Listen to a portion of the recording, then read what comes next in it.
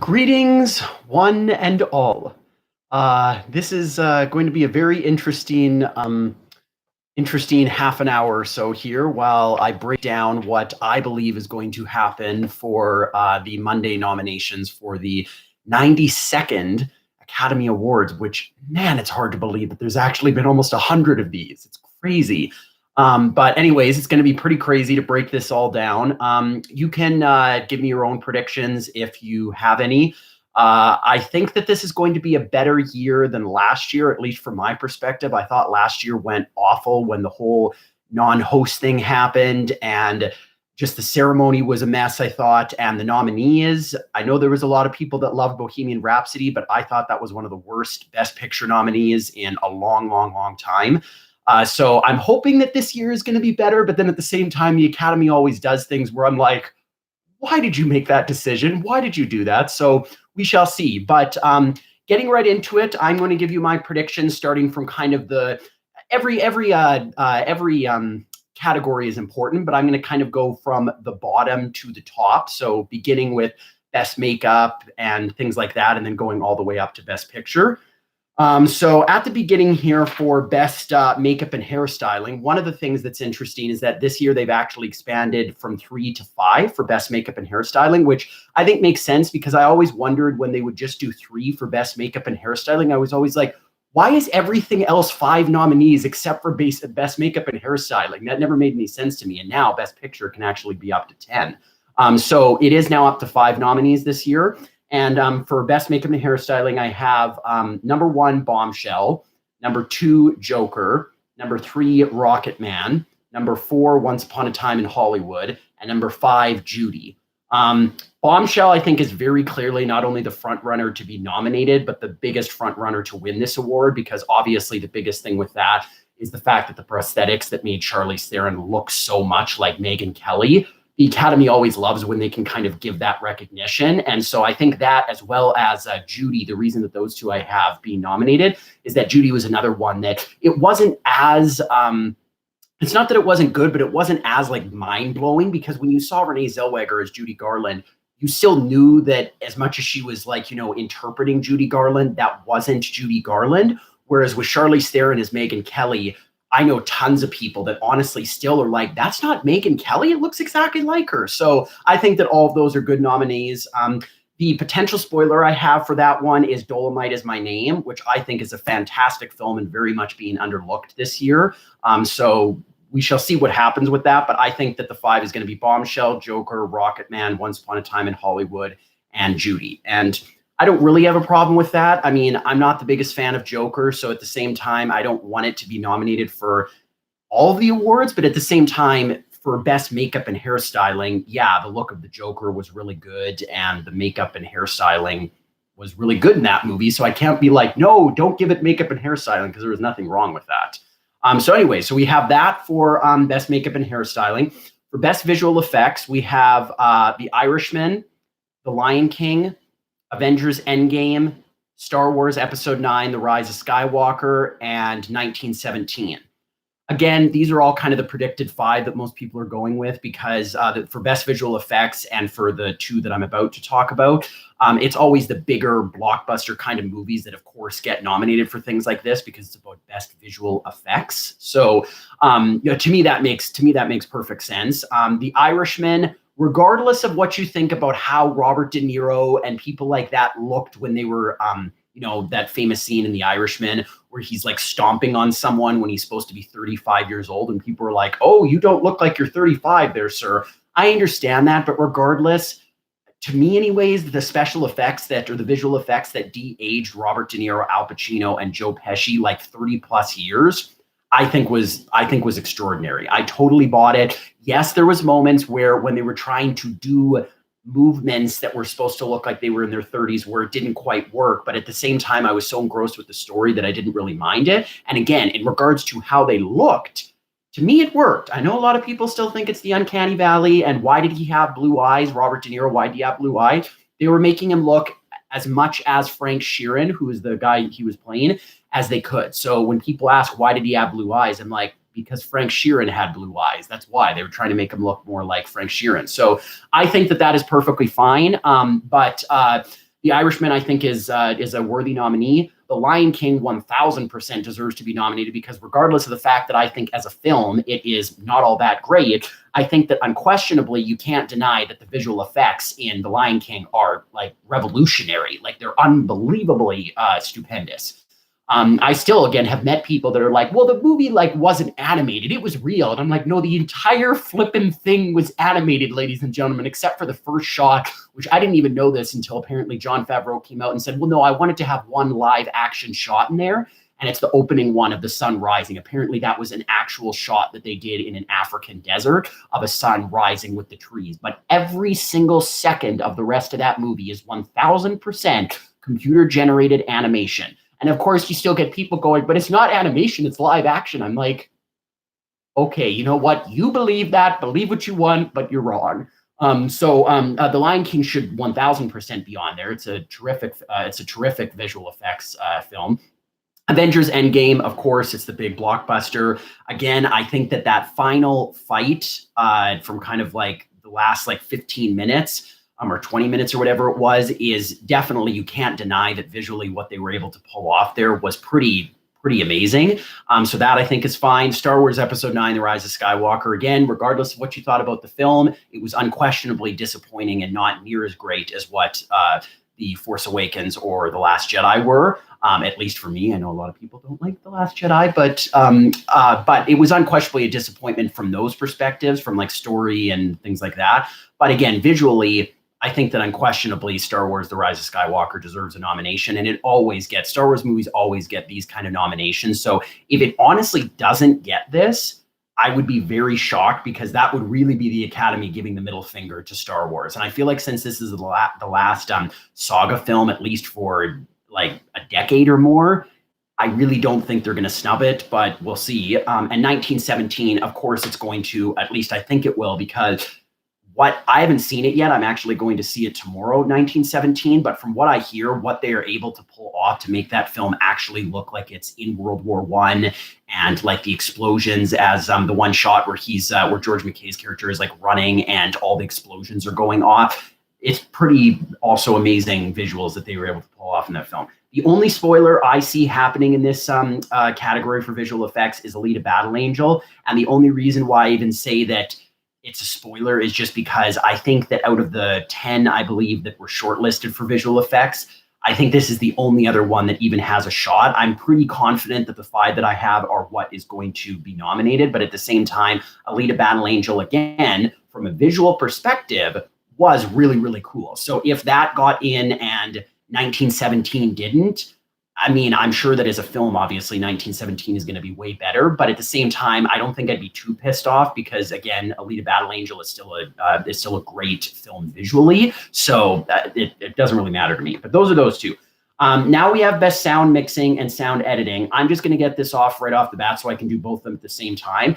I have both best sound editing and best sound mixing the same nominees, which is most of the time there can be one difference. Like there can be 5 films in best sound editing, and then maybe in the other one there's 4 of the 5, but one other one is different, or vice versa. But 9 times out of 10, the 5 films that are nominated for best sound mixing are nominated for best sound editing, because, and I have to raise my hand and include me in this, the Academy doesn't really understand what the difference is between sound editing and sound mixing. I'm just going to be completely honest. They don't understand the difference. And I don't even really understand the difference. I was told once a couple of years ago what the difference was. And I remember going, oh, that's so cool. That's so interesting. And then a year later, I was like, what's the difference between sound editing and sound mixing again? So I can't really say that.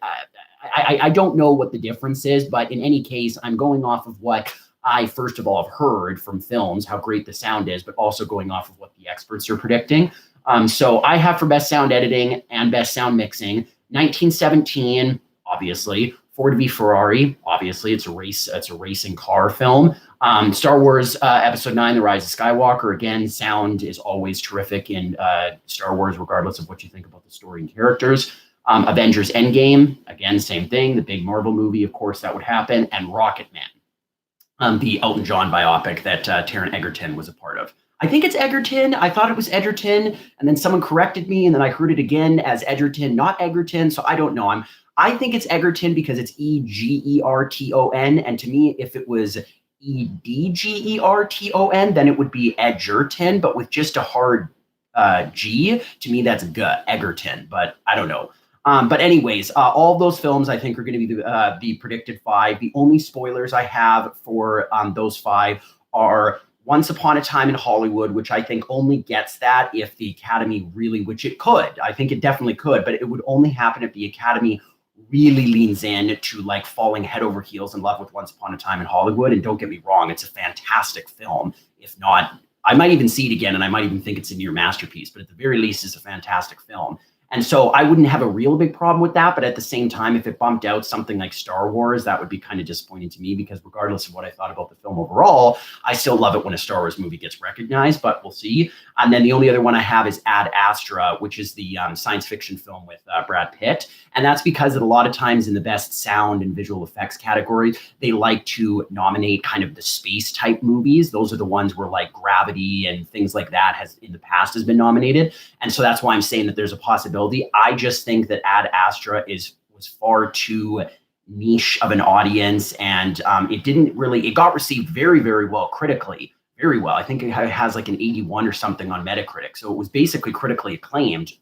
But audience-wise, people didn't really respond to it. They thought it was very boring. They felt like they were kind of mismarketed on what the film was supposed to be. So I just feel like it would be cruel, but it would be kind of weird if the Academy actually gave Ad Astra those 2 sound nominations. But then again, you never know. The Academy might just be like, oh, let's just give Ad Astra one thing. So those are the only 2 that I have as potential spoilers. I checked it today on Gold Derby, and some people are saying that actually Joker has a shot of being in the sound category.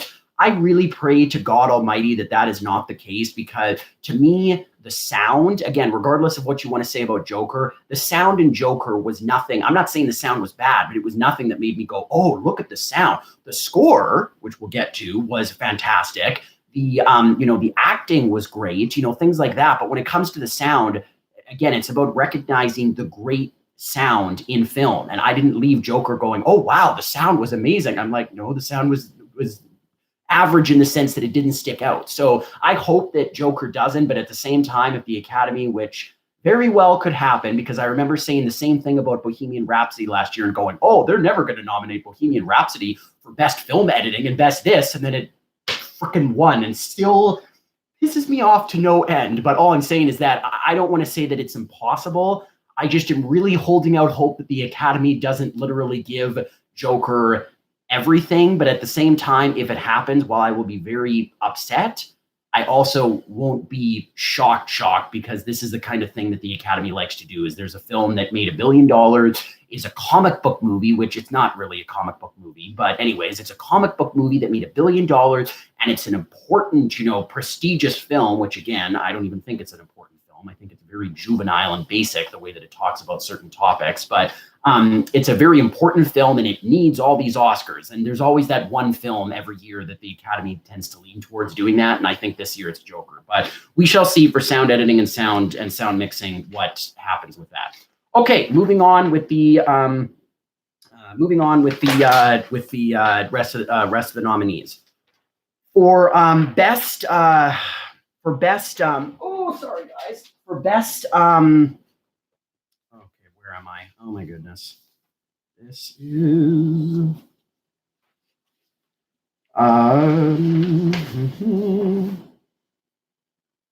yes, there we go. Yeah. There it is. Okay. For best cinematography, sorry about that. For best cinematography, we have Rodrigo I can't pronounce this guy's last name. Rodrigo Prieto, I think his name is. He's Mexican, so I don't know how to pronounce the guy's last name.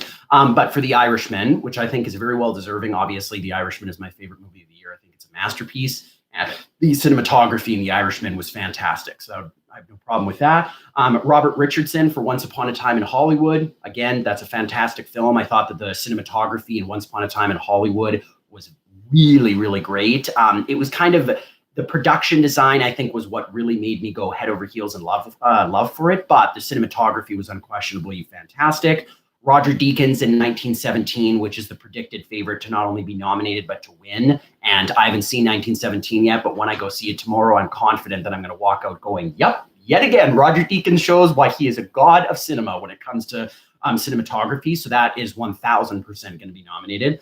The last two are the ones where I'm taking a little bit more of a gamble, or at least one of them. The Lighthouse, I really do believe, is actually going to get a nomination for Best Cinematography. I think it's the kind of cinematography that the Academy loves to nominate because it's like, black and white, and it's a very old style way of doing cinematography, which, don't get me wrong, I'm not saying that in a rude way. I think it's great. But I think that actually The Lighthouse, I really do think is going to get a nomination. The one that I am hoping gets a nomination simply because I don't want Joker to get a nomination is, I can't pronounce the guy's name, but the guy who did Parasite, the cinematography. I really hope that that gets nomination because I think that Parasite, there was so many times in that movie where the camera was doing things and I was like, oh my goodness, look at the way the camera is going there and doing that. And so I think that that is 100% one of the 5 best photographed films of the year. But that's what I'm hoping. But what very, very, very well might happen is that Joker gets a nomination for cinematography for Lawrence Sher. Now, I need to stress, I'm not saying that the cinematography in Joker was not good. It was good. It just, to me, the cinematography, again, and I know that some of you might be like, oh, Darren, but I just have to be honest. I thought that a lot of the film, including the cinematography, was very pretentious. I hate using that word because I think that it is the kind of word that you can just kind of slap on a film and not really describe it. But it's the only word I can really use for this because I just thought that it was very much, it just was, again, trying to be so important when yet I was thinking, you're not being that important, Joker. You're saying things that have been said many times in film before about mental illness and violence and things like that. And the cinematography was very much trying to be like, look at the cinematography and what we're doing over here and there. And I was like, okay. So again, I'm not saying the cinematography is bad. And if it gets a nomination, okay. And again, I'm holding out hope that Parasite gets love, but at the same time, I would not be surprised at all. I would be surprised if Joker gets nominations for the 2 sound category, but if Joker gets a nomination for cinematography, while I'll be disappointed, I won't be surprised in the least because most people are actually predicting that it's going to get a nomination for cinematography. So it's not like I'm actually going to be surprised. I'm more just holding out hope that maybe it'll go a different way, but it probably won't. We shall see. So I only have Joker maybe upsetting Parasite, and then I also have Ford v Ferrari in there. Because that's another one that maybe could surprise if The Lighthouse doesn't get in there. Like, it's possible it could be the top 3 that I mentioned, and then Joker and Ford v Ferrari, and neither Parasite or The Lighthouse. But I really believe that between The Lighthouse and Parasite, one of those is going to get in. So yeah, that's for Best Cinematography. For Best Film Editing, I have Thelma Schoonmaker for The Irishman, which she better effing win for Best Film Editing, ladies and gentlemen, because the work that lady did in The Irishman, who has worked with Martin Scorsese, I mean, I don't know if it's on every single film he's done, but on 95+% of the films, Thelma Schoonmaker is, or Schoonmaker, I don't know how to say her last name, is the editor that's worked with Martin Scorsese. And she's widely considered as one of, if not probably the greatest editor in not just working today, but in the history of cinema. But what she pulled off in The Irishman with that, having that movie being 3.5 hours long. And while there are unquestionably moments that are slower or funnier or, like that can kind of not always feel you're heightened, I was never, ever, ever bored. For me, I know that, again, there's other people that are like, oh, why was it so long? It was 3.5 hours. Okay, fine. But I'm just saying that for me and for a lot of the critical community and audiences and stuff like that, it was absolutely astonishing what she pulled off as the editor. So not only is she going to get nominated, but she better effing win for film editing. Fred Raskin for Once Upon a Time in Hollywood. Again, the editing in Once Upon a Time in Hollywood was great because it was also a longer film. It wasn't 3.5 hours, but it was like 2 hours and 40 or 2 hours and 45 minutes. And again, while that movie unquestionably had scenes that were slower and kind of took their time, overall, I thought it told such a cohesive story that, that it was great and it absolutely deserves it. Again, I don't want to pronounce this guy's name because I don't want to butcher South Korean names. So I'm just going to say that the editor of Parasite, I believe, is going to get a nomination. And the same thing with that movie. I thought that movie was so unbelievable, and particularly the editing, because that entire movie, unlike Once Upon a Time in Hollywood and The Irishman, I mean, while there might be a few moments here or there where it kind of slows down, that movie from the first moment is such a fast-paced thriller, basically becoming a fast-paced thriller, that the way that the editor was able to pull that off was just so good that, again, it's 100% deserving, and it is going to get in there. For number 4, I have Michael McCusker and Andrew Buckland for Ford v Ferrari. It's actually 2 editors, which I haven't seen. It's very rare for there to be 2 editors. It's normally just 1, but it's those 2 for Ford v Ferrari. Again, Ford v Ferrari is a fantastic film. And I thought that the editing was also really good, considering that that is also a movie that is 2.5 hours long. And while it unquestionably feels like a very big story, it doesn't feel big in a long way, if that makes any sense. Like, it's a big story, and at the end of the film, by no means are you going, that felt like it was 60 minutes. No, but at the same time, when that movie ends and you feel the breadth of the story, it's in a very grand way, and not in a oh, thank God that now it's over. Like, that's not what happens. So yeah, Ford v Ferrari, I think, is going to get it, and I think it deserves it. And then finally, we have Lee Smith for 1917. And I forgot that Lee Smith, who did 1917, is actually the famous editor for almost all of Christopher Nolan films, except for Tenet, that's coming out later this summer. It actually isn't being edited by Lee Smith. I think A, because he was working on 1917, but B, because apparently Christopher Nolan specifically wanted a female editor, and he got Jennifer LeMay, who edited The Babadook and who edited this year Marriage Story, which I believe is a spoiler. I don't think it's going to get nominated, but I think it's in the running. And that was fantastic. Like, as much as Lee Smith is an amazing editor, and it would have been awesome to see him collaborate with Christopher Nolan again, when I heard that he was like, for whatever reason, I'll see once we see the movie, hopefully it'll be apparent. But for whatever reason, Christopher Nolan came out and said, no, I specifically asked and wanted a female editor on this film. And I was like, wow, good job. I was like, that's great. And again, she's an amazing editor as well, because The Babadook is, I think, one of the horror masterpieces of the decade. And Marriage Story is a brilliant near masterpiece that came out this year. So that is one of the ones, Jennifer LeMay for Marriage Story, that I think could maybe upset. And then the other one that I do believe is a potential is Jeff Groff for Joker, which, again, I'm holding out hope that the Academy doesn't do that. But at the same time, if it did, I wouldn't be surprised at all, because Joker is the kind of film that, like I said, there's one of those movies every year that, even though it gets very mixed reception critically, not talking about box office or the vast majority of regular movie-going audiences, I'm just saying critically, that movie was quite mixed. And I shouldn't even say mixed, it was quite divisive, because there is some critics that still praise that movie to high heaven, but then there's other critics that loathe that movie. And then there's people like me that I recognize that there's unquestionably good things in it. I think to say that the entirety of Joker is a bad film is stupid. Like, sorry, but it just is. There's no question that there's aspects of Joker that are really, really good, including the score and the performance by Joaquin Phoenix. Those are unquestionably basically great things. It's just that those two things don't make up a great film. And I thought the direction and the cinematography and the story either felt very recycled from other films, or it was just something that was trying so hard to be great that I started to be like, okay, Joker, I get it, good for you, but just calm down, man. So again, but all I'm saying is that Joker is one of those movies that critically was very polarized and kind of mixed received, but at the same time, the Academy normally gives one or two of those movies, the other being Jojo Rabbit, a lot of awards, because it's kind of crowd-pleasing movies, they've made a lot of money, etc. And I think that'll probably happen this year again. So that's for best cinematography, or no, for best film editing. What am I saying? For best film editing. For best animated feature, this will be very quick because there's not really much to say. Obviously, Toy Story 4. I believe, ladies and gentlemen, that Toy Story 4 will get a best animated feature nomination.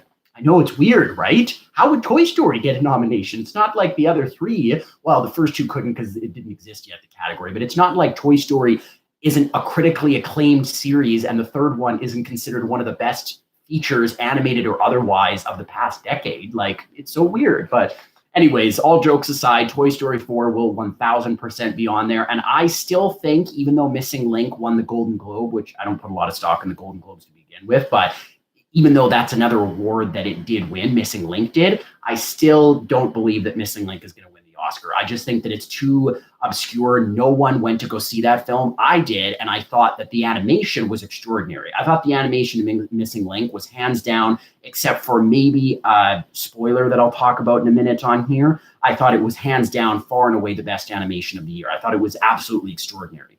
But the story, while good and solid, wasn't as good as Coraline or Kubo and the Two Strings, which are, I think, they're two, like, not masterpieces, but they're two, like, really great, fantastic films.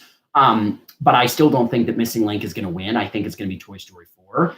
So anyways, that's going to be nominated. Missing Link is going to be nominated. How to Train Your Dragon, The Hidden World, which I still don't understand why they didn't just call it How to Train Your Dragon 3, or if you had to add in that Hidden World thing, then just call it How to Train Your Dragon 3, The Hidden World. But seeing How to Train Your Dragon, The Hidden World, I was like, because the thing is that the second film was called How to Train Your Dragon 2. If the second had been called How to Train Your Dragon, Mom Comes Back from the Dead or something like that, then that would have been one thing. But when the second film in your series is called blah, blah, blah, blah, 2, well, then don't make the third one blah, blah, blah, blah, The Hidden World. It's like, why didn't you just call it 3? So anyways, it was very odd, but I do believe that that's going to be on there. And honestly, How to Train Your Dragon, those 3 films, as much as I'm not in love with them like other people are, I saw the third one, and it really did make me realize that those films are unquestionably very special and very good. Again, I don't think that they're like great or masterpieces like some of the Pixar films or some of the Japanese animation films I've seen in the last decade. But A, I can understand why people do think that, and B, they're unquestionably very, very well done. And when I saw the third one, I need to see the first and second one again, but I honestly, the third one might be my favorite because to me, I thought it was the most emotional. I thought that the final 10 minutes or so really were beautifully done. The only thing that really sunk that movie for me was the fact that the villain, who I thought kind of started off interesting, but then really dropped down the map, and it made me go, you didn't need a villain for the third one. Like, I won't spoil it, but I'll just say the story that Hiccup and Toothless go on in that film made it that you didn't need a villain. It was about them, and we already had a very similar villain. That was the other thing, is that the villain in this one was too similar to the villain in the second. Like, they weren't the same character, but at the same time, there were too many moments where I was like, I feel like we kind of got this in the second one already. And I think that they were just worried if someone, let's just say, said, hey, how about we don't have a villain for this third How to Train Your Dragon? I felt like there was someone that was like, no, we need a villain. There's got to be some villain. Why can't there has to be a villain? And I'm like, no, you should have just stuck with your original intentions to not have a villain. I don't know if that was their original intentions. I'm just saying, to me, it came across as if the villain was kind of shoehorned in there. But in any case, all I'm saying is that I thought the third How to Train Your Dragon was very well effective, was very well done and very effective. And I'm going to have no problem with it being nominated, even though I don't think it's great or a masterpiece. It's unquestionably a film that I kind of like, I'm maybe not going, yeah, but I was kind of like, you know what I mean? Like, I was kind of like, yes, well done. Good for you. So I'm going to have no problem with that. I Lost My Body, I believe, is going to get a nomination. It might not, but I'm really pulling for it. And that would be awesome, because I Lost My Body is, I still like Toy Story 4 better because it's Toy Story, and those films have been a part of my childhood since I was like 4 years old. But at the same time, I Lost My Body, I think, is quality-wise just as good as Toy Story 4. I just like Toy Story 4 better because of the sentimental reason. But I Lost My Body, to me, is the only other film, along with Toy Story 4, that was a great animated film this year. This year was kind of weak for animation in that I didn't think any film this year was either a near masterpiece or a masterpiece. That is, I didn't give any film, animated film, a 95 or a 100 on my scale. I only gave Toy Story 4 and I Lost My Body a 90, and then all the other ones I gave less than that. So again, it doesn't mean that there wasn't good animation. It's just that there was nothing this year that made me go, oh my gosh. It was more like great or good or eh, or I didn't really see any animated movies that I hate, because I don't really see any animated movies nowadays that I know going in are going to be terrible, because I have way more things that I want to see. So I don't really see bad animated movies anymore.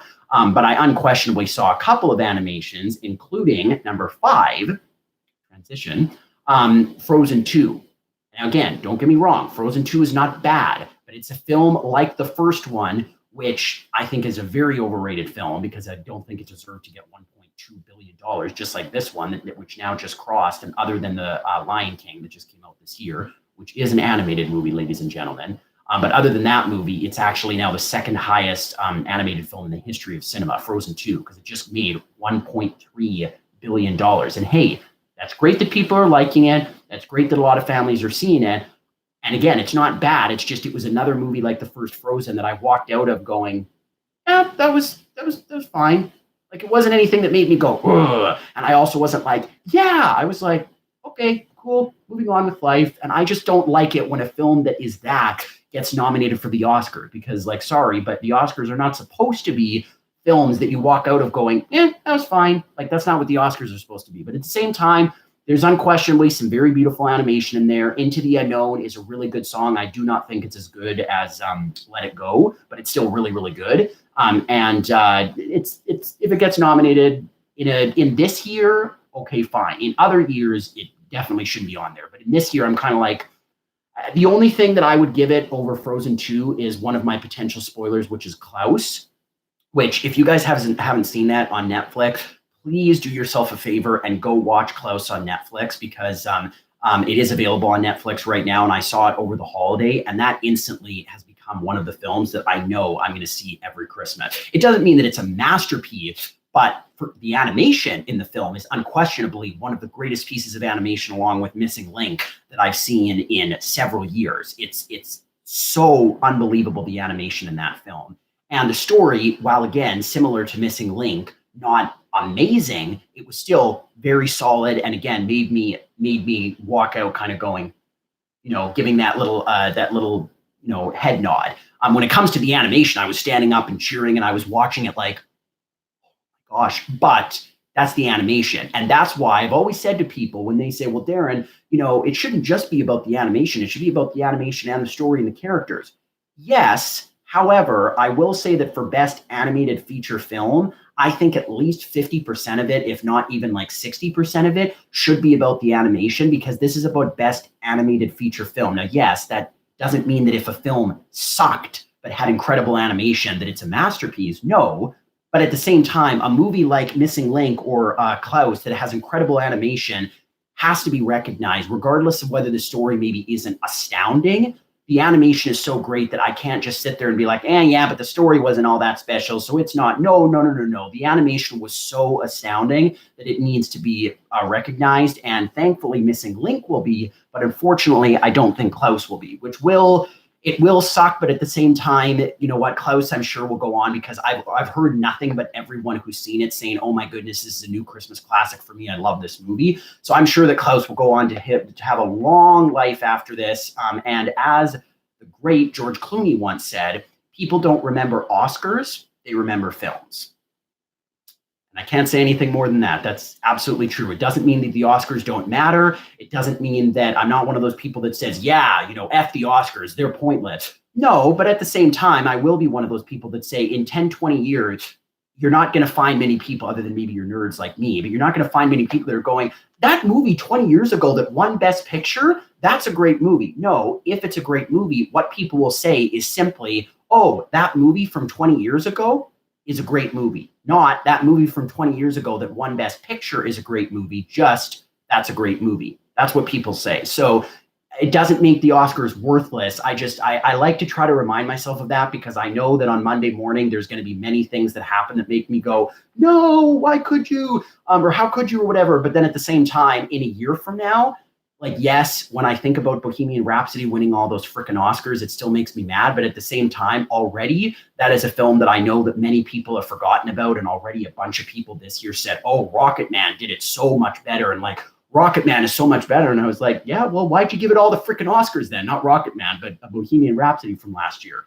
So I'm just saying that Bohemian Rhapsody, just because it won Oscars, doesn't mean that in 50 years from now, we're going to be talking about the classic that is Bohemian Rhapsody. That's not going to happen. So anyways, that is for Best Animated Feature. Toy Story 4, Missing Link, How to Train Your Dragon, The Hidden World, I Lost My Body, Frozen 2, Abominable is another spoiler that I have, so we'll see, and Klaus. Klaus I only put on there because I love it, but I think there's a very small chance that actually happens. For Best International Feature Film, which it's changed from Best Foreign Language Film because I guess they thought that foreign, they just didn't like that word in today's climate, which I actually can understand that. Like, by no means am I saying like foreign was like a disgusting word to use, but when they explained this is why we changed it to international feature film, I was like, yeah, that's fine. I'm okay with that. Again, I still don't think that that means that like before it was like gross, but I'm like, no, that's okay, cool. So for Best International Feature Film, it's going to be Parasite. That 1,000% take it to the bank, bet $1 million home on it. Parasite is not only getting nominated, but is winning Best International Feature Film. Hell will freeze over before Parasite doesn't win, ladies and gentlemen. So take it to the bank, bet your life savings on it, and if it doesn't win, come back to me, and then I'll try to help you out because it isn't not going to happen. Parasite will win Best Animated Feature Film. Number 2 is Atlantics, which I haven't seen yet, but I hear nothing but great things about it. It's a film from Senegal, I believe is the country's name, but yeah, it's apparently an amazing film. Pain and Glory, which I did see and I respected very much. It's one of those foreign films that I unfortunately didn't get very emotionally invested in, and it's not one of those films that I can see myself watching many times over, but at the same time, it's unquestionably a very, very, very well-made film. Like, there was no part of that film where I was like, oh, this isn't well-made. I was like, no, it's all well-made. It's just not hitting me in my feels, but it's a very, very good film, Pain and Glory. Number 4, Les Miserables, which don't ask me why they didn't nominate Portrait of a Lady on Fire for France instead, because you're only allowed to nominate one film from each country a year. And for whatever reason, even though Les Miserables is getting good, solid reviews, Portrait of a Lady on Fire is getting basically, along with Parasite, the best reviewed film of the year. And so I'm very confused why they thought that Les Miserables was a better selection, because like, it's not the 1990s anymore, so they couldn't have assumed that Portrait was going to be shunned because of the lesbian aspect of it, because that's not an issue, at least the majority. I understand there's still some places, but I'm saying the majority of people, especially in North America, aren't still like, this about the LGBTQ community. And so I'm just saying that it's very weird that France would nominate Les Miserables and not Portrait of a Lady on Fire, but that's the one they went with, and I do believe that'll be one of the 5. And then the last one that I am going back and forth between, but I'm going to say that Honeyland, which is actually a foreign documentary, I'm going to say that Honeyland is one of the 5 from Macedonia. That's the country that it's from. And I'm going to say that Honeyland is one of the 5 because all I've heard is that even though it's going to get a nomination for Best documentary, which I'm about to mention, I just think that from what I've heard, that it's such a great film that I think that the Academy is also going to give it a nomination for Best International Feature. But if it doesn't, then I think the one that will hop in there is either Corpus Christi, which is a Polish film. I've never seen it, or The Painted Bird, which is a film from the Czech Republic, which I've also never seen.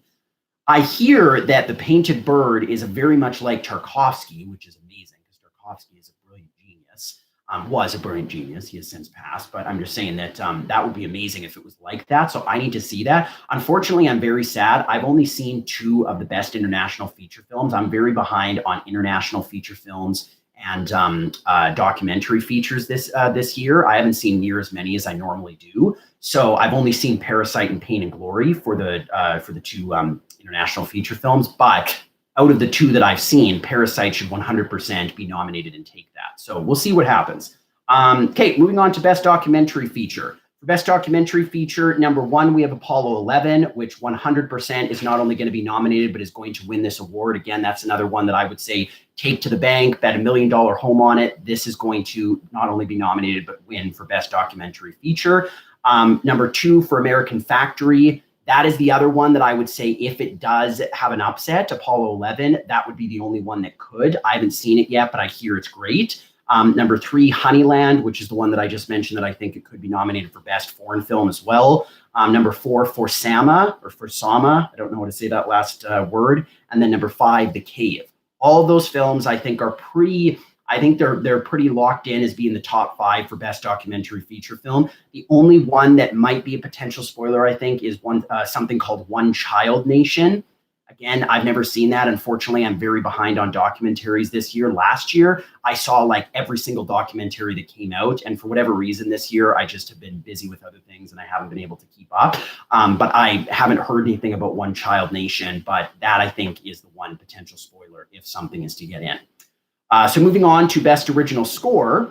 Number one, Thomas Newman for 1917, which I'm just going to say right now, even though the woman for Joker won the Golden Globe, I still believe that Thomas Newman is going to win the Oscar this year because I don't know if you guys know this, but he's been nominated 13 times for Best Original Score, but never won. And to me, if you've been nominated 13 times and this score that Thomas Newman did for 1917 this year, everyone is talking about how amazing it is. I just feel like even though the woman for Joker did a great job and it's unquestionably a great score, she's like 36 years old. She's very young. She's going to have many more years, and I'm sure she's going to give many more compositions that are considered to be great. So I just have a hard time believing that the Academy is going to give it to her over this like distinguished person that's been nominated so many times. But regardless, Thomas Newman for 1917 is one of the five that's getting on there. Number two, I think, is Hildur. I don't know how to pronounce her last name still. Hildur Gunnadóttir, I believe is how you pronounce her last name. I do believe that she's going to be nominated, and she might eke out a win if Thomas Newman doesn't. Alexandre Desplat for Little Women. I believe he's going to be the third one. Randy Newman for Marriage Story. And then, of course, John Williams for Star Wars Episode 9, The Rise of Skywalker will be number 5. I think the only two that have a potential to upset is Michael Giacchino for Jojo Rabbit and Michael Abels for Us. Both of those, I think, are pretty far shots. I think that Jojo Rabbit, if the Academy really embraces it, it could get a nomination. But I just think that the only one to me that it could bump out, Jojo Rabbit, would be Star Wars. And I really don't see the Academy sticking it to John Williams in his final Star Wars film that he has composed, because the Academy, for good reason, really loves John Williams. So I just don't see that happening, but we shall see. But yeah, so I think Thomas Newman, Alexandre Desplat, Hildur for Joker, Randy Newman for Marriage Story, and John Williams for Star Wars, with the potential for either Michael Giacchino or Michael Abels to upset. For Best Original Song, we have I'm Gonna Love Me Again from Rocket Man. Again, I think that film is unquestionably so much better than Bohemian Rhapsody, and I'm Gonna Love Me Again is a great original score that Elton John composed for that film. So I think that's great. Into the Unknown from Frozen 2. Again, I didn't love the film, but it's unquestionably, Into the Unknown is unquestionably a very, very good song. So that I have no problem with that. Stand Up from Harriet. I haven't seen Harriet yet, but from what I hear, it's a good movie with a great performance by Cynthia Erivo. And Stand Up is a great song. So I can't comment on it, but I've heard it's great. From Wild Rose, which I have seen and is a fantastic film. Go see Wild Rose if you haven't, guys, because that is one of the best films of the year. And Jessie Buckley, I believe, is the lead actress's name. She's going places, ladies and gentlemen. That actress is tremendous. And the song from that film I think is going to get nominated is Glasgow, No Place Like Home. I believe that song is going to get nominated, and that is a beautiful song and 1000% deserves to be on there. And unfortunately, I do believe that the 5th spot is going to go to Spirit for The Lion King. The reason I say unfortunately is that, to me, even though Beyonce, hearing her sing is always great because she's such an amazing singer, I thought Spirit was a very average song. Like, it was a song that I was expecting to be like, yeah, and I heard it and I was like, okay, that was fine. Like, it wasn't bad, but it was just a song that didn't move me.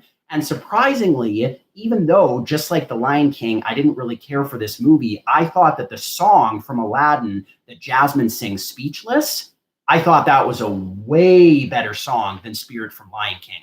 Even though I didn't love that movie, that song Speechless from Aladdin, particularly when I listened to it like just at home apart from the movie, is a fantastic song. I thought in the movie it still kind of was a little bit awkward where they placed it, and I thought that it just didn't work as well in the movie. But taken as its own original song, there's no question that Speechless is a fantastic, fantastic song. So I kind of hope that Aladdin gets in there, but The Lion King has made $1.6 billion. Everyone liked it, except for me, of course.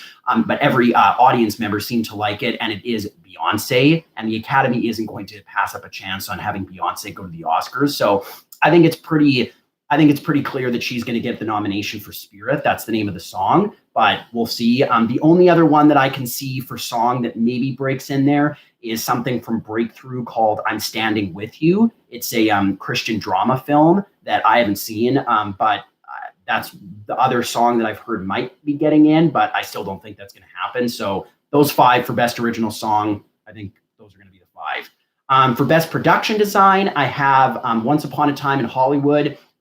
Unbelievable production design. I felt like I was back in the 1960s the whole entire time. And honestly, I think that deserves to win. Even though I love The Irishman, which is the second film I think that's or the second film that's going to be nominated, I don't think it was as good as Once Upon a Time in Hollywood. I thought the production design in Once Upon a Time in Hollywood was stupendous. So number 2, The Irishman. Number 3, 1917. Again, I haven't seen it yet, but from the trailers and what everyone has told me, you feel like you are back in 1917 in World War I.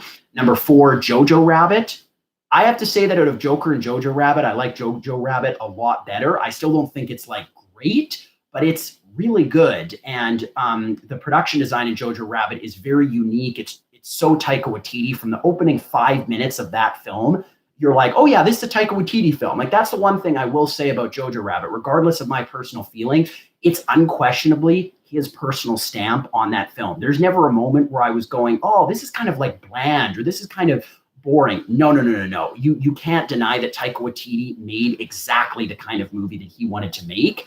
I just think that there was moments, quite a few moments, where the tone was really jarring because there would be this very intense emotional moment, and then like almost in the same second there was something that was supposed to be said that was so funny that I was like, whoa, wait a minute, am I supposed to be sad or happy right now, or like laughing? So, but other than that, I think that the production design in Jojo Rabbit was really, really good and definitely deserves a nomination. And number 5, I have right now Little Women being nominated for Best Production Design. I don't know if you guys know this, but Little Women is my favorite movie of 2019. I think The Irishman is the slightly superior film, but in regards to my personal favorite, it's Little Women. I thought that film was basically perfect in every way. I loved everything about it. And the production design was unquestionably great because it, again, felt like I was in the middle of the Civil War in Massachusetts. I know that it doesn't take place, like, it's not like we see the Civil War, but I'm just saying it takes place during the Civil War in Massachusetts. And I thought that it 100% felt that for the entire time. So that I am predicting it gets the 5th spot. But if that doesn't happen, I believe the 5th spot will either go to Parasite, which I love Little Women even more than Parasite, but at the same time, Parasite is a great film. It's an amazing film. And it is, the production design is really, really, really good. So I wouldn't have a big problem with that. The other one that might happen is Joker, but I still am, again, hoping that the Academy doesn't go too all out for Joker. But if it does get it, okay, that's, it will be what it is. For Best Costume Design, now we're on. I have Once Upon a Time in Hollywood. Again, no big surprise. The costumes, I felt like the entire thing was in the 60s, shot in the 60s, set in the 60s. There was never a moment where I wasn't engrossed with that film. So I think it 100% deserves Best Costume Design. Little Women, that is a lock. Little Women for Best Production Design is the more iffy one, but there's no way that Little Women doesn't get a Best Costume Design because it's literally a film that is a period piece set in the 1800s, and the Academy loves that for costume design. So Little Women is unquestionably going to be getting a nomination. Rocket Man is going to be getting a nomination, which is great. Elton John, of course. Costumes are a big thing. That's awesome. Dolomite Is My Name. Again, Rudy Ray Moore, whoever the guy's name was that Eddie Murphy was playing, he's terrific and he absolutely deserves it. Number 5, The Irishman, which that one I'm a little bit more iffy about because I believe that if there is an upset, it's probably going to be Downton Abbey or Jojo Rabbit. But at the same time, I think that The Irishman is going to get costume design because I'm predicting The Irishman sweeps with the most nominations. So I wouldn't be shocked if it went to Downton Abbey or Jojo Rabbit, especially Downton Abbey, because the Academy, again, loves their period pieces, and Downton Abbey is obviously a period piece. So if The Irishman doesn't get it, that won't be a shock, but I'm really predicting that The Irishman is going to clean up when it comes to nominations. So I'm going to say that that is the case for best costume design, is those 5. Okay, so now, ladies and gentlemen, we are on to the final 8, I believe, because I've done all those. Okay, we are on to the final 8. So now we have for best adapted screenplay.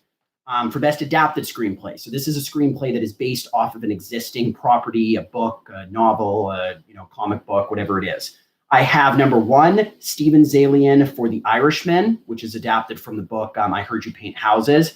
That movie is 100% not only going to be nominated, but I think there's a very slim chance that it doesn't win that award. So take it to the bank. That's in there.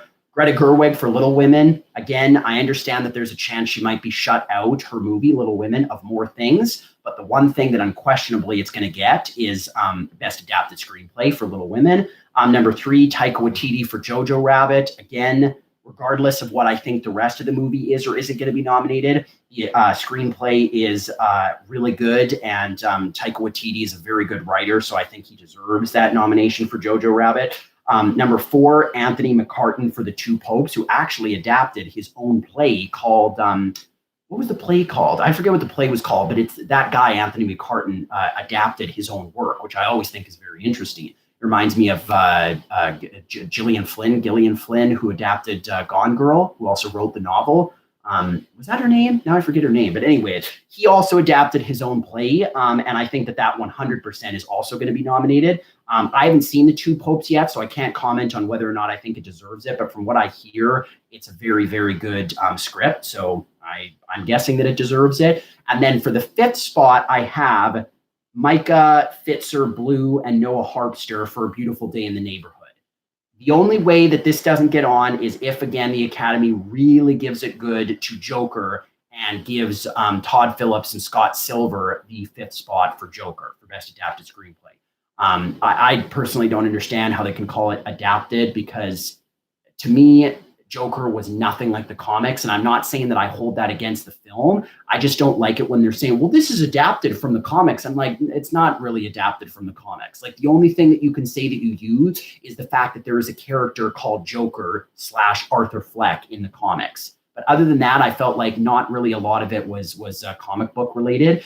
But regardless, I do believe that is the only other one by Scott Silver and Todd Phillips for Joker is the only potential spoiler for adapted screenplay. Other than that, I'm very confident on the other 5. It's just that I think that A Beautiful Day in the Neighborhood, other than Tom Hanks, could kind of get the shaft this season. And if that happens, then I think Joker will come in there. So we'll see what happens. Hopefully the Academy picks A Beautiful Day in the Neighborhood, but we'll see.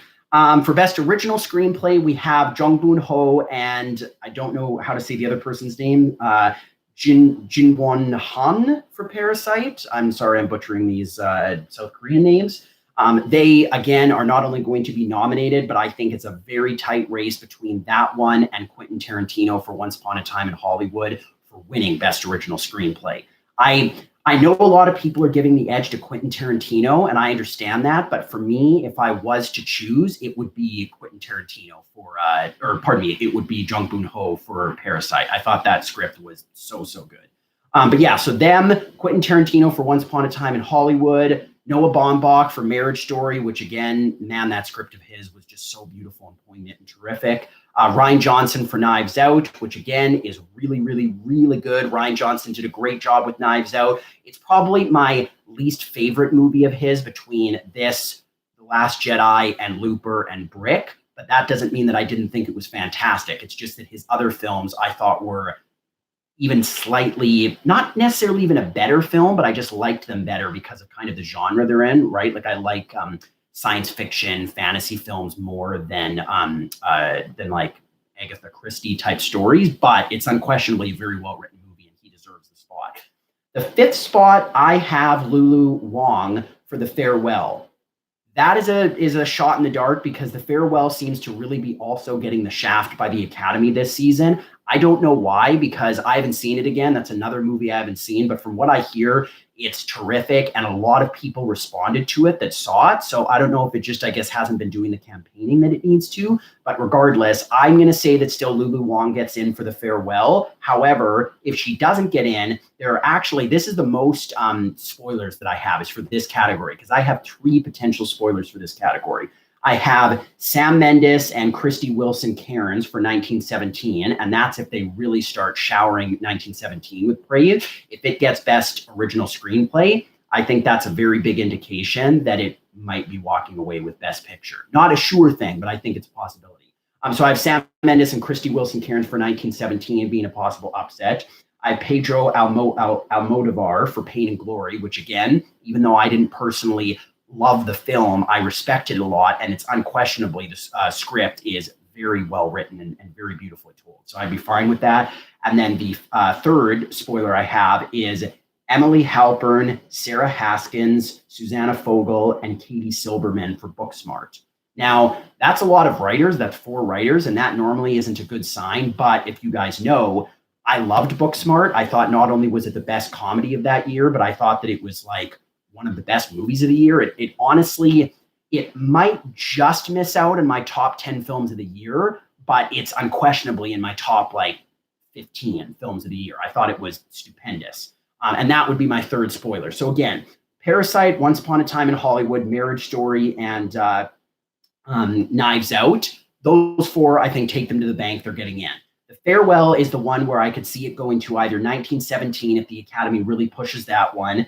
Pain and Glory, if the Academy really wants to give Pain and Glory some love, I just am concerned, not concerned, but I just think that the Academy is kind of going to shut it out of most things. And then Booksmart, because a lot of times there is the same year that, remember, The Big Short came out and it got a nomination.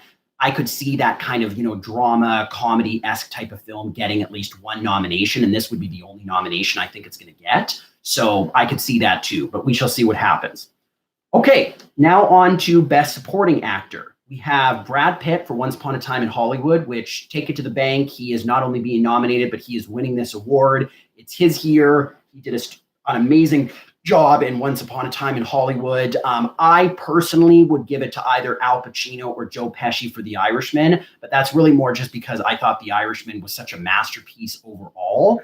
But at the same time, when, not if, but when Brad Pitt wins this award, while I'm going to be a little bit like, oh, I wish it was Al Pacino or Joe Pesci, I'm also not going to be like, what? How did he get it? I'm going to be like, no, I get it. Yeah, he was amazing in that movie. So anyways, he's winning. Al Pacino and Joe Pesci for The Irishman, both of them are for sure getting in.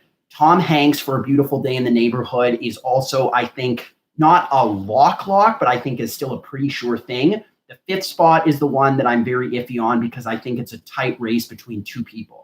I think it's either going to go to Anthony Hopkins for The Two Popes, which is who I'm going with, or it's going to go to, again, forgive my pronunciation, Kang Ho Song, I think, maybe I'm wrong, for Parasite.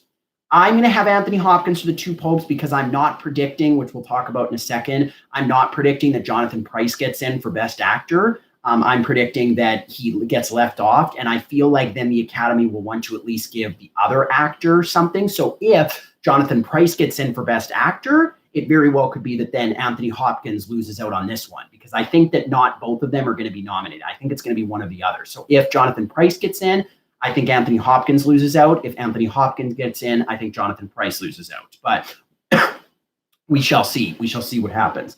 So that's Best Supporting Actor. For Best Supporting Actress, again, number 1, Laura Dern, Marriage Story. Not only is she 100% going to be nominated, but she is 1,000% winning this award. There's no question.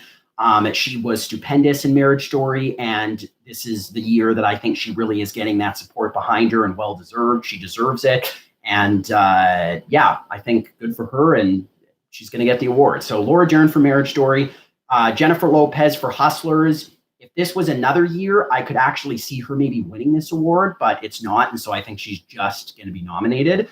And she was, regardless of what you think about Hustlers as an overall film, the fact that Jennifer Lopez is 50 effing years old and did what she did in that movie and looks how she looks, I literally said, and you can laugh and say, Darren, that's not what awards are about. But I'm just saying, to me, give her the nomination just because of how she takes care of her figure. Like, I'm sorry, but when you're 50 years old and you look like that, I feel like I would have had you an award and be like, good for you. So, anyways, I think that Jennifer Lopez is getting on there. Number 3, Margot Robbie for Bombshell. I haven't seen Bombshell yet, but from what I've heard, the best things about the film is Margot Robbie and Charlize Theron for Best Actress. Those are the kind of only 2 things that people seem to be going, yes, those are great. The rest of the movie, people are more kind of going, oh, it's good, it's fine, but it's nothing like spectacular. So yeah, Margot Robbie for Bombshell, I think, is getting on there. Number 4, Florence Pugh, Little Women. I think she deserves that nomination. I really think that she's going to get it. I hope she gets it. We'll see if that doesn't happen, but I really think Florence Pugh is going to get the nomination for Best Supporting Actress for Little Women. And then number 5 I have is Shuzhen Zhao for The Farewell. It's the person who plays the grandmother in The Farewell. I have her getting that nomination, but at the same time, I wouldn't be shocked if Scarlett Johansson, who is the spoiler, I think, if Scarlett Johansson gets it for Jojo Rabbit. The only reason that I'm saying no is because, to me, Jojo Rabbit is a film that, or not Jojo Rabbit, Scarlett Johansson has never even been nominated for an Academy Award. And so I just don't know if I buy the Academy in the same year giving her 2 nominations when she's never even been nominated. If this was an Amy Adams, who was every other year getting nominated, and the Academy loves to nominate her. They don't really love to allow her to win for whatever reason, but they love to nominate her for things. Then I would say, okay, yeah, I can see that being I can see that being something that maybe they would do, like give her the double nomination. But because Scarlett Johansson has never even been nominated before, I don't buy that the Academy is going to do it. But if it happens, I won't be shocked, and I honestly won't be too disappointed, because Scarlett Johansson in Jojo Rabbit is also, along with Marriage Story from this year, is, I think, her best performance that she's ever given. I thought she was really, really, really strong and good in that movie. So if it happened, I won't be mad, but at the same time, I will be kind of surprised, considering that she's never even been nominated once before. So that's Best Supporting Actress. Okay, for Best Actor, we have Joaquin Phoenix for Joker. I'm not going to say at this point that he is a guarantee to win it, but I think it's looking more and more likely that he will. I still think Adam Driver for Marriage Story might eke out a feeble victory, but it seems like the Academy is starting to more be like, no, he deserves it. It's his year. Give it to him. I won't not like that, because I did think he was really, really good, if not great. I do think he's been better in other films. I loved him in Inherent Vice. I loved him in The Master. I loved him in Walk the Line when he played Johnny Cash. I loved him in Gladiator. Like, there's been films where I don't even want to say that he's been better. I thought the films were stronger overall, but at the same time, he's unquestionably very, very good in Joker. So if he gets it, while I think it'll be more of a lifetime achievement award after all these great performances, at the same time, he was still very good, and I will be like, okay, good job. But anyway, so he's going to get nominated. Obviously, Adam Driver, who I think is the other potential upset for him, he's getting nominated. Leonardo DiCaprio for Once Upon a Time in Hollywood, I believe, is getting on there. Taron Egerton for Rocket Man, I do believe, is getting on there. And then I still have, this is the gamble, I'm going to admit this is a gamble, because for whatever reason, I don't know what Robert De Niro did to the Oscars, did to the Academy members this year. He said something, or I don't know what's going on, but for whatever reason, Robert De Niro is not getting any recognition for his work in The Irishman. Al Pacino is, Joe Pesci is, like so many people are, but for some reason, Robert De Niro isn't. I have no idea why. I'm very confused, but at the same time, I still want to believe that since it's Robert De Niro, and he is very well normally respected by the Academy, and everyone that I know has said that, along with Joe Pesci and Al Pacino, Robert De Niro gives the performance, maybe not of his career, but the performance in the past like 20 years, like his best performance in the past like 20 years. So I'm going to hold out hope, even though he missed out on the SAG and he missed out on the Golden Globes and he's missed out on a lot of things. I'm going to hold out that he gets it, but I'm really, really doubting myself. So I don't know if I would go with that pick. I would go with either Antonio Banderas for Pain and Glory or Eddie Murphy for Dolomite Is My Name. I think Antonio Banderas for Pain and Glory is the one that would kick Robert De Niro off if he misses out, which I think he, again, very well might.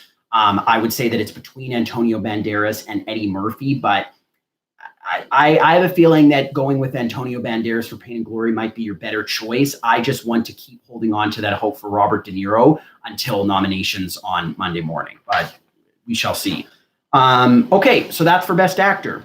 Three left to go, guys. We're almost there. For Best Actress, we have Renee Zellweger for Judy, which another one of the acting categories that you can take it to the bank, bet $1 million home on it, put your life savings into it, and then come back and talk to me if it did award. She's taken home the gold, and you know what? I think she deserves it. Oh yeah. I think she deserves it. I think that it's a great performance. I think that the movie overall is a little bit more iffy, but at the same time, we're talking about Best Actress here, and she's unquestionably great. So I think that's perfectly fine with me. I think that it was a really, really well done performance. Number 2 is Charlize Theron in Bombshell. I haven't seen Bombshell yet, but from what I've heard, it's almost exactly like Judy in that it's a film that people are saying the film's like fine, it's good, it's decent, but the performance by Charlize Theron is apparently great, which is to be expected. It's Charlize Theron. She's a great actress. Number 3 is Scarlett Johansson for Marriage Story. She was so stupendous. Marriage Story is an unbelievable film, and she 100% deserves that award, or deserves the nomination. Number 4, I am believing that Saoirse Ronan for Little Women is going to pull out that victory because she's been the one really steady thing about the Little Women nominations, regardless of what people have said about Greta Gerwig for director or even Little Women for Best Picture. She has been basically the one that has like stood out. So I do believe Saoirse Ronan is going to get it for Little Women, and she 1000% deserves it. I thought she was amazing. And then number 5 is, again, the one that I think could go either way. I'm going to say Awkwafina, or I think her real name is Nora Lum, for The Farewell. I believe that she's going to get it for The Farewell. She won the award for Best Actress at the Golden Globes, even though that isn't a predictor of the Oscars. She did win the award. And I just feel like The Farewell is going to get shut out of, unfortunately, most things. But I do think that for Best Actress and Best Script are the 2 awards that I think the Academy is really going to latch onto and give it. But if Awkwafina or Nora Lum doesn't get it for The Farewell, I believe that then it'll either be Lupita Nyong'o for Us or Cynthia Erivo for Harriet. I don't know which of those 2 I would pick if I wasn't going with Awkwafina. I think I would go with Lupita Nyong'o just because she did get, I believe, the SAG nomination. But at the same time, if she got the nomination, that would be amazing because I think Lupita Nyong'o until like the last 2 or 3 months of the year was far and away the best performance of the year. So I would love that. But I know that Jordan Peele's last film, Get Out, was nominated for picture, director, and all these things. But I have a very hard time believing that the Academy is going to give that kind of love to a horror film because, again, even though I know Jordan Peele's previous film got that, every other horror film gets the Shaft every year. The Witch got the Shaft. The Lighthouse is going to get the Shaft, other than maybe cinematography. The Hereditary got the Shaft last year. The Babadook got the Shaft the year it came out. None of them ever get nominations. So if it happens, great, but I'll believe it when I see it. Yeah, okay. Last 2. For Best Director, we have Martin Scorsese for The Irishman, which I think is not only a no-brainer, but I think that it's between him and Jung Boon-ho for Parasite that is going to be trying to win the award. I wouldn't be surprised if Jung Boon-ho or John Ho Bong, sorry, why do I keep mispronouncing his name? John Ho Bong for Parasite. I wouldn't be surprised if he takes the gold, takes the statue in the end, but I'm still going to stick with that Martin Scorsese is going to take that award. Quentin Tarantino for Once Upon a Time in Hollywood, I think, is your 3rd contender. For number 4, I have Sam Mendes for 1917, which again, I think I haven't seen it yet, but from what I'm hearing, that film is all direction and cinematography and production design. And like that, literally that's what everyone's saying. So I don't have a problem with that. And for number 5, I have Greta Gerwig for Little Women taking that. I won't be shocked if she gets snubbed by the Oscars, but I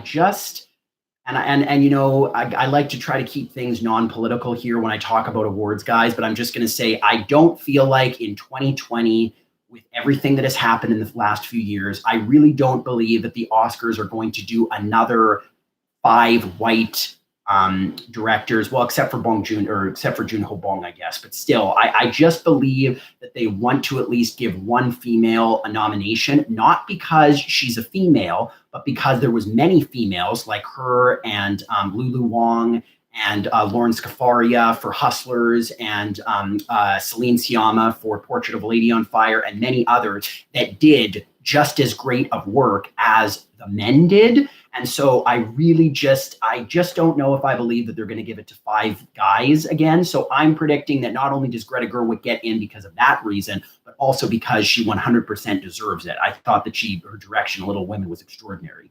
But if she doesn't get in, which even though I don't believe it, I wouldn't be shocked, is Todd Phillips for Joker.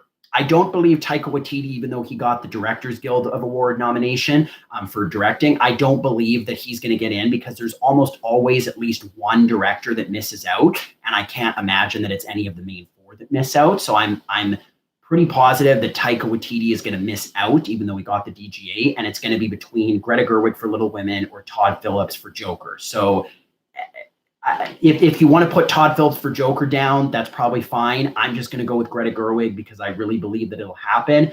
There's a possibility that Noah Baumbach gets in, but honestly, if Todd Phillips for Joker doesn't get the 5th spot, I think it's going to Greta Gerwig. So we'll see what happens, but please, Academy, just give it to Greta Gerwig. Okay, and finally, last one, Best Picture of the Year. We have number 1, The Irishman. I'm still predicting that The Irishman is going to take home the gold in the end, but there's kind of like a 4-way tie almost at this point, because Parasite could 100% take home that award. Once Upon a Time in Hollywood could 100% take that award, and 1917 could 100% take that award. So I'm going with the Irishman, but in the next coming weeks and stuff like that, it very well could shift to either, oh, there's no chance that The Irishman is winning and it's going to be clearly 1917 or Once Upon a Time, or it could be, oh, The Irishman is 1000% winning, take it to the bank. But right now, The Irishman, Parasite, Once Upon a Time in Hollywood, and 1917, I think, are all the top 4 contenders for the Oscar, for the big one, for Best Picture. Number 5, I have Marriage Story. Those would be, I think, the 5 if they were doing the old version where it was just 5 Best Picture nominees. I think those would be your 5. 6 is going to be Jojo Rabbit, which, again, I thought it was quite good. I don't think it's one of the best 10 films of the year, even in the top 25, but it's a film that's well done, and you know what? It's going to get nominated, so there you go. Joker, another film that I liked even less than Jojo Rabbit, that, again, I think there's a few aspects of it that are very, very good and great, but I just didn't think overall the film was anything extraordinary. But again, it's getting in there. I would be very surprised if it doesn't get the nomination. And yeah, that's going to get on there. And then number 8, I do have Little Women making the cut. I have Little Women at number 8. I think that if Little Women doesn't get on, it's either going to be The Two Popes or The Farewell. But I just don't think that The Farewell has enough support now behind it to get an actual nomination for Best Picture. And The Two Popes, I think, is going to get some love for maybe the Best Actor or Best Supporting Actor, or a few like more technical nominations. Or not technical, for the screenplay nomination, but I just still don't think it's going to get a Best Picture nominee, but Best Picture nomination. But if it does, I think it unfortunately would bump out Little Women. I have Ford v Ferrari at 9 and Knives Out at 10, but it seems like now almost every year they only nominate 8. Why they don't nominate 10, I don't understand. It's, I guess, the way that they have the system. It's basically mathematically impossible to get 10, I've heard, and it's very hard to get 9. So if there is 9, then I would predict that Ford v Ferrari is the 9th spot. But I really don't think there's going to be 9 because it seems like it's always 8. So if there is 9, I would say Ford v Ferrari. If there is 10, I would say Knives Out, but I'm going to say right now that's not happening. I will literally fall over in my chair if there's 10 nominations. That's not happening. So if there's 9, it'll be Ford v Ferrari. If there's 8, it's just going to be Little Women. But if there is an upset for Little Women or Ford v Ferrari, I think it would be either Knives Out, The Farewell, or The Two Popes. So anyways, guys, that is it for my nominations, predictions for the 92nd Academy Awards that are coming out on Monday at that ungodly hour of 5:30 in the morning. I just don't understand it. I was like, why don't you do it? And tell me, you guys, what you think. I've always said, why don't they do it at 12:30 EST, Eastern Standard Time? Because guess what? 12:30 is during lunchtime for the people on the East Coast. So you can do it during lunchtime. And on the East Coast, it's 8:30 in the morning, so it's during the morning.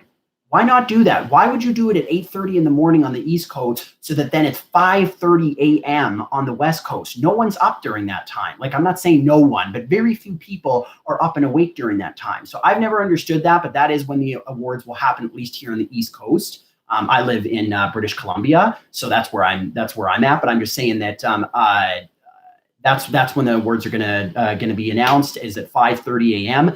I will not be up for that. I will be enjoying my rest, and then once I do wake up, I will be watching it live on the Oscars live stream that they have. And after that, I will give you, here on my YouTube channel, I'll give my brief thoughts about it. It won't be very long because it'll probably mostly just be me ranting and raging over what they've done. So I don't want to kind of take up too much of your time to just be going like, why this and why that? Because, we all have that every year when the Oscars happen. So I will do a little bit of a after nominations reaction, but it'll only be for probably like 15-20 minutes. Yeah, until next time, guys, it was great catching up with you. Make sure to, again, leave your thoughts and your comments down below. Let me know if you guys think that you have the very similar nominations that I'm predicting, very different. What were your favorite movies of the year? What was it, Joker and Jojo Rabbit? If it was, please let me know, because even though I don't understand that, I want to know from you. And I will talk to you all next time. Sayonara.